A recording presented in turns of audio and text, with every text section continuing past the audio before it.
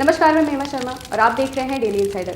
तमिलनाडु के Madurai railway station पर शनिवार सुबह बड़ा हादसा हो गया। यहां एक ट्रेन के कोच में आग लगने से 9 से ज्यादा लोगों की मौत हो गई। इसके अलावा 20 लोग गंभीर रूप से घायल हैं। ये घटना लखनऊ रामेश्वरम एक्सप्रेस में हुई।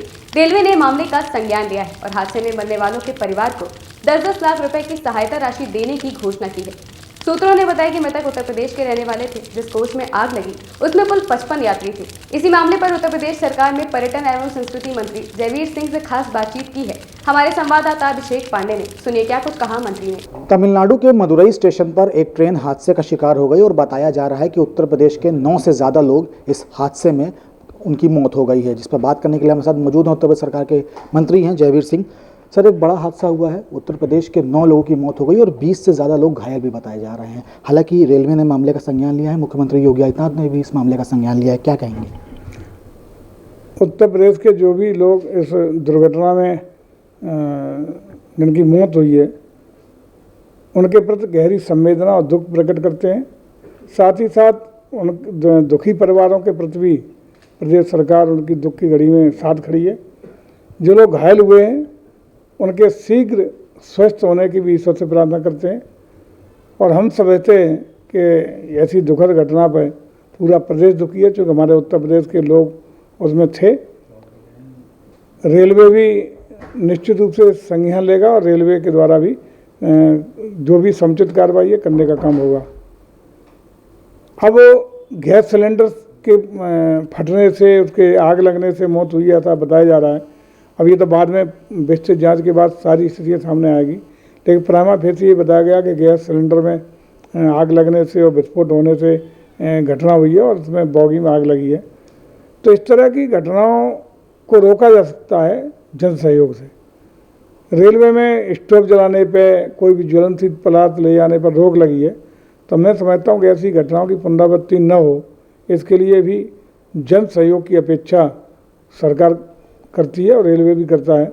यदि हम जन सहयोग करेंगे, सारे लोग नियम मानक जो बने हुए हैं रेलवे के उनका पालन करेंगे, तो ऐसी घटनाओं पर पुनरावृत्ति होने से रोका जा सकेगा। बिल्कुल, जनता का आपने सहयोग मांगा है, लेकिन कहीं ना कहीं जो रेलवे प्रशासन है उसकी भी जिम्मेदारी है कि जब ऐसे लोग ट्रेन यात्री निकल रहे होते तो उनकी भी चेकिंग होती। क्या चेकिंग में ये सब चीज़ें निकल कर सामने नहीं आती कि पहले उसको रोक दिया जाए? देखिए, निश्चित रूप से रेलवे को चेकिंग करनी चाहिए थी, की हुई होगी, उनकी भी कहीं लापरवाही है और ये जांच के बाद सारी चीज़ें स्थिति से स्पष्ट होगी, उसमें भी जो भी दोषी होंगे कार्रवाई होगी। लेकिन कोई भी कानून बनता है, नियम और मानक बनता है, तो उसका बिना जन सहयोग के एग्जीक्यूशन सफलतापूर्वक एग्जीक्यूशन संभव नहीं हो पाता है।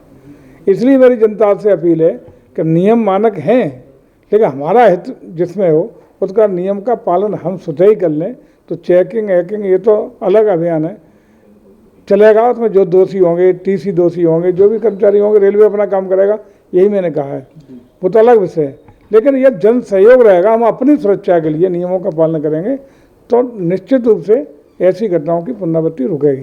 सर, शुरुआती मामले में सामने आ रहा है कि सिलेंडर में आग लगने की वजह से पूरी घटना घटी है, लेकिन अब सवाल ये उठता है कि जिस तरीके की चेकिंग की बात की जाती है कि रेलवे प्रशासन चेकिंग ताबड़तोड़ कर रहा है, लेकिन कहीं ना कहीं अब सवाल ये उठता है कि अगर किसी भी तरीके की आतंकवादी गतिविधियां होती हैं तो उस पर भी जो सिक्योरिटी सिस्टम है वो कहीं ना कहीं फेल होता हुआ नजर आ रहा है। सर नहीं, उसमें तो अब रेलवे की जांच में सारे तथ्य आएंगे प्रकाश में। उन तथ्यों के आधार पर रेलवे अपनी कार्रवाई करेगा।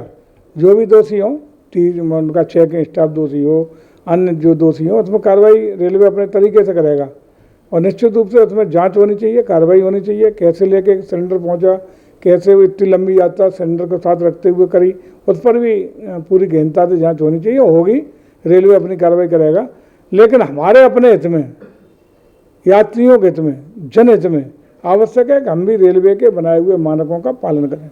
बिल्कुल सर, घोसी उपचुनाव को लेकर तमाम जो है बातें निकलकर सामने आ रही हैं। समाजवादी पार्टी अपनी पूरी ताकत लगा रही है, भारतीय जनता पार्टी भी अपनी पूरी ताकत लगा रही है। शीर्ष नेतृत्व घोसी पहुंच रहा है और कहीं ना कहीं चुनाव का जो प्रचार है वो अब अंतिम दौर में भी पहुंच चुका है। क्या लगता है सर, इन उपचुनाव के क्या नतीजे होने वाले हैं और 2024 से पहले जो इसको लिटमस टेस्ट के रूप में देखा जा रहा है, कैसे देखते हैं इसको? निश्चित रूप से हम वहाँ ये सीट समाजवादी पार्टी से छीन के कमल खिलाने का काम करेंगे। हम चुनाव जीतेंगे और जैसा कि उत्तर प्रदेश में हालात हैं, देश में हालात हैं, चाहे मिशन चंद्रयान 3 की सफलता का विषय हो, आर्थिक मोर्चे पर देश का परचम लहराने का विषय हो, देश को विकास के रास्ते पर तेज गति से बढ़ाने का विषय हो, उत्तर प्रदेश में कानून का राज स्थापित करने का विषय हो, उत्तर प्रदेश में माफिया राज तोड़ने का विषय हो, उत्तर प्रदेश को बीमारू राज्य से उबार के ग्रोथ इंजन बनाने का विषय हो, ग्लोबल इन्वेस्टर के बाद व्यापक रूप से इन्वेस्टमेंट यूपी में होने का बात हो,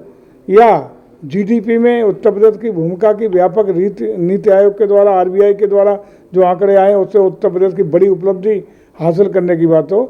आज जिस गति से उत्तर प्रदेश बढ़ रहा है उसका परिणाम है कि उत्तर प्रदेश का आज पूरा मिजाज, पूरा धारणा आदरणीय योगी जी और मोदी जी की नीतियों के प्रति जुड़ी हुई है, और वर्ग धर्म और जात से ऊपर उठ के उत्तर प्रदेश दोनों हमारे नेताओं के प्रति, भारतीय जनता पार्टी के प्रति समर्पित भाव से अपना आशीर्वाद देने के लिए तैयार खड़ा है। सर एक सवाल और है, समाजवादी पार्टी के नेता हैं स्वामी प्रसाद मौर्य लगातार अपने बयानों को लेकर चर्चा में रहते हैं और कहीं ना कहीं आप लोग ये कहते हैं कि उनके बयान की वजह से समाजवादी पार्टी को नुकसान पहुंचेगा, लेकिन आपके सहयोगी दल ओम प्रकाश राजभर, सुभाषपा चीफ, वो भी लगातार अब इस तरीके की बयानबाजी कर रहे हैं, तो आपको क्या लगता है कि इनके बयानों का भी असर भारतीय जनता पार्टी पर पड़ेगा क्या?